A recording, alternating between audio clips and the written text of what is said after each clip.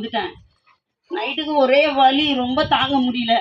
அப்போ எங்கள் வீட்டுக்காரர் சொல்கிறாரு, ஆற்றுல ஒரு கால் சேத்துல ஒரு கால் வச்சல அனுபவினா. ஏன்பா சாகிறதுன்னு இருக்கு, சாக போகிறேன், ஒரு எட்டை அங்கே போனால் உனக்கு என்ன வந்தது அப்படின்னு சொல்லி கோவமாக இருந்தேன். அப்படியே உருண்டுனே கொண்டேன், என்னை விட்டாங்க. இது எழுந்தா மறுபடியும் கத்துவான்னு சொல்லிட்டு என்னை அப்படியே விட்டாங்க. அதுக்கப்புறம் நைட்டு ஒரு 2 மணி இருக்கும். அப்போ கனவு வந்தது. கனவுல வந்து அந்த ஐயா வந்தாங்க. என் பேரை மட்டும்தான் கேட்டாங்க, எனக்கு ப்ரேயர் பண்ணாங்க. பார்த்தீங்கன்னா பைக்கில் வந்து அந்த ஐயா வராங்க. ஏமா ஜெயந்தி, உன் கிட்னியில் கல் இருக்கான்னு கேட்டாங்க. அங்கே வந்தனே அங்கேயே போயிடுச்சுன்னு சொன்னேன். அது எப்படி நான் நம்ப முடியும்னு சொல்லிட்டு அவங்க ஒய்ஃப் பின்னாடி உட்காந்துருந்தாங்க. அந்த அம்மா சொல்கிறாங்க, ஆதிலட்சுமி டாக்டராண்ட போவீங்கல்ல, அங்கே போய் உங்கள் ஃபேமிலி டாக்டராண்ட செக் பண்ணி ரிசல்ட் எடுத்துன்னு வந்து காமிச்சாதான் நான் நம்புவேன்னு சொன்னாங்க. நம்ம இப்போ இவங்ககிட்ட சொன்னோம், ஆதிலட்சுமி டாக்டரை பற்றி எதுவுமே சொல்லியே, இவங்களுக்கு எப்படி தெரியும் அப்படின்னு சொல்லிட்டு எனக்கு ஒரே டவுட்டு. அப்போ என்னை கூட்டின்னு போனாங்களா சர்ச்சுக்கு, அவங்களாண்ட கேட்டேன், நீங்கள் ஏதாவது சொன்னீங்களா நான் ஆதிலட்சுமி டாக்டராண்ட போகிறேன்னு? இல்லைன்னு சொன்னாங்க.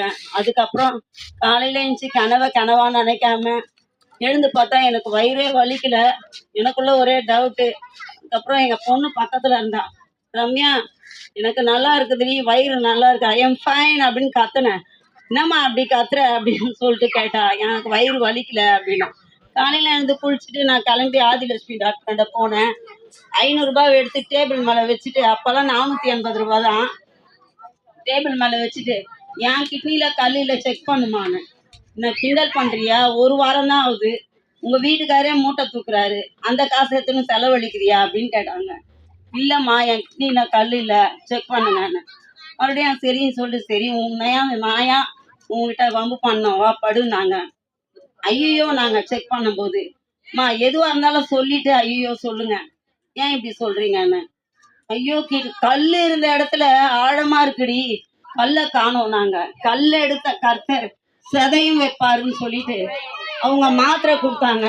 வேணாம்னு சொல்லிட்டேன். ரிசல்ட்டை மட்டும் கொடுங்க, கல்லையே எடுத்தாருனாக்கா அவர் சதையை வைக்க எவ்வளோ நேரம் ஆகும்? கர்த்தர் உண்மையானவர், நான் நம்பாத கடவுள் பாருங்க எனக்கு விடுதலை கொடுத்தாரு. அது மட்டும் இல்லை, என் வாழ்க்கையில நிறைய, என் ஜீவன் போயிருந்தா 18 வருஷம் ஆயிருக்கும்.